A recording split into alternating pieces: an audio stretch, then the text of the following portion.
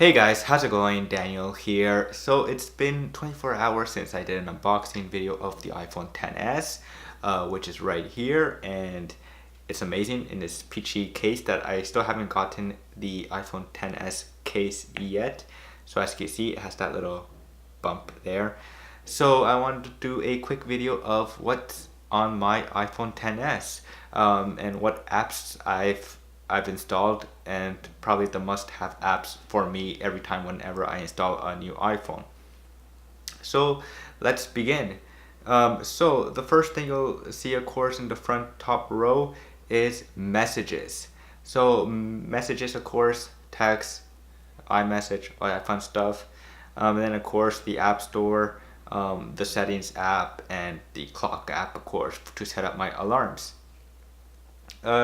So then we have a YouTube Studio app, of course, so perfect app, of course. You need to download that app if you're creating videos on YouTube. Keep track of your subscribers, your analytics, all that stats that you get to see in there. Next we have MACHASH. So MACHASH is such an amazing app. I use this app to read all the Apple news that's coming through and find sometimes the cool latest apps on the iPhone as well. So it's just really cool. Darkroom, of course, to edit those photos. Now that I'm using the iPhone XS, I've taken some photos already. If you follow me on my Instagram account, I upload them there. So yeah, it's just really fantastic, and they look really great. Carrot Weather.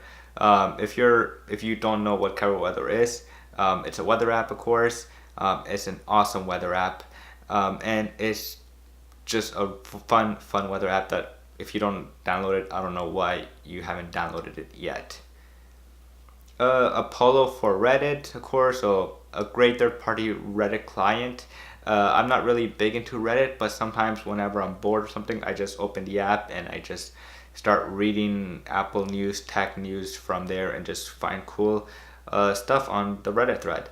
Google News, of course. So I've actually been using this app a lot to read a lot of the news, to catch up on the news. Actually, the algorithm that Google uses is actually pretty good. It shows me the news that I want to see, and of course it shows you the top news that you might want to read about. So yeah, it's just a really cool app. Do. So I've been using this app now for a couple weeks now, since being updated to 3. Update 3, I guess you could call it, 3.0.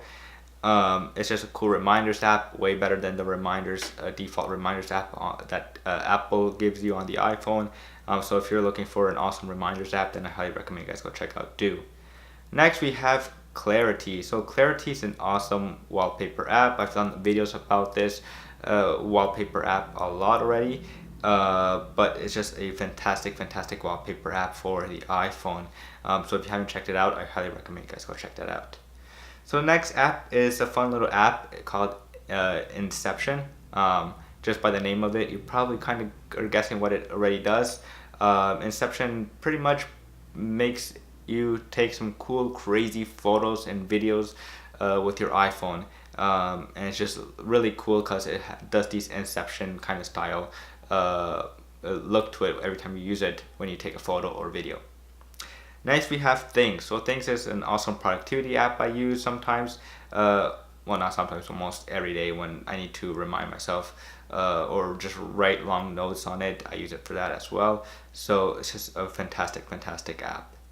Next we have AP News. So you probably know already, I love reading the news. I love seeing what's going around the world, of course, breaking news, all that stuff. So AP News is my go-to app for breaking news. So whenever there's something that's happening in the US, I'll get the notification in the app here. Next we have Castro. So Castro is just an awesome podcast app. It's hands down the best podcast app on iOS for myself. I know there's a ton of other great podcast apps like Overcast and others as well, but Castro is just, I've been with it since Castro, the first one, and then the second one, and now the third one here. So it's just an awesome podcast app. And as you can see, I have no podcast to listen to because I've been listening to all of them on the app. Next, of course, the Twitter app, the default Twitter app. It's my go-to one for Twitter client, of course, on the iPhone. I actually like this one more than using third-party Twitter clients.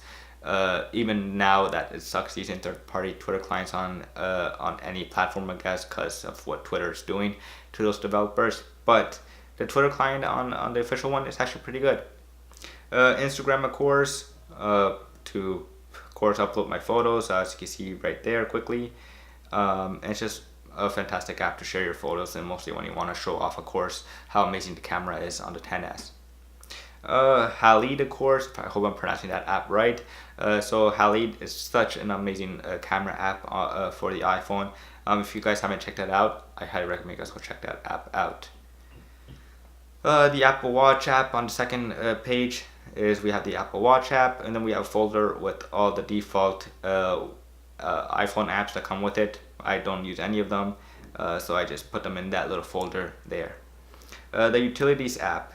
So I have just press record, of course, so whenever I'm recording a video where I'm not on the camera and I just want my voice, of course, and just showing off the product, then I just press record to record my audio. Opener, of course, is an awesome app to open links to your third-party apps on the iPhone. Gboard, hands down, my favorite third-party keyboard on iOS and on Android as well. The Bible app, of course. Couchy is an awesome app to have if you watch a lot of TV shows like me, just to help me keep track of what's coming out throughout the week. Dropbox, my go-to place to store stuff on cloud. PCal, an awesome calculator app. If you do a crazy math work and all that stuff, then I highly recommend you guys check out PCal. Transit app, of course, to check out what time the public transportation's buses are coming. Lookmark is just an awesome app just to add to my wish list in the App Store. OneBlocker X to help me, of course, keep those ads out, cookies out whenever I'm browsing on Safari. The Uber app, of course. Boomerang to create some cool videos. WhatsApp. In the lifestyle folder, we have the Hugh Phillips app, of course. Tile to keep track of where my keys are. In my finance folder, we have the RBC mobile app and the RBC wallet app. Navigation, which I gotta change the name for this folder. We have Google Photos, Google Maps, Google Home, YouTube, pretty much all Google apps there. Airmail is my go-to third-party mail client on the iPhone. It's not perfect, but it does the job really well. Snapchat, it's on the second folder. I don't really open that much the app. I don't even post that much there, but sometimes I open it once a day. This folder, of course, Siri shortcuts. Stay tuned for an awesome video about that. I have much more apps about that. The music folder, I gotta change it to the Amazon folder because it's all Amazon stuff there. And then the health folder, so health, pedometer to track how much steps I'm doing, and the activity rings. So that's pretty much it in what the apps I have, of course. Now widgets quickly. Carrot weather widget, the batteries widget, screen time widget, which is actually pretty useful. I've been enjoying looking at stats, how much addicted I am to the iPhone. The calendar app, of course, the Couchy calendar app widget to see the shows that I'm into, and that's pretty much it. So that's pretty much the apps and widgets I have installed in my iPhone XS.